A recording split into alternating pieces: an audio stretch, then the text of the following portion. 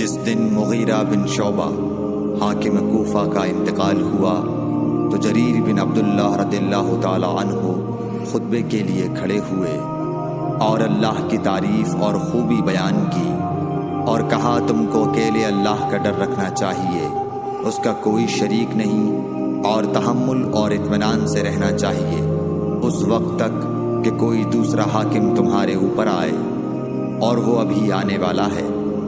پھر فرمایا کہ اپنے مرنے والے حاکم کے لیے دعائے مغفرت کرو، کیونکہ وہ مغیرہ بھی معافی کو پسند کرتا تھا۔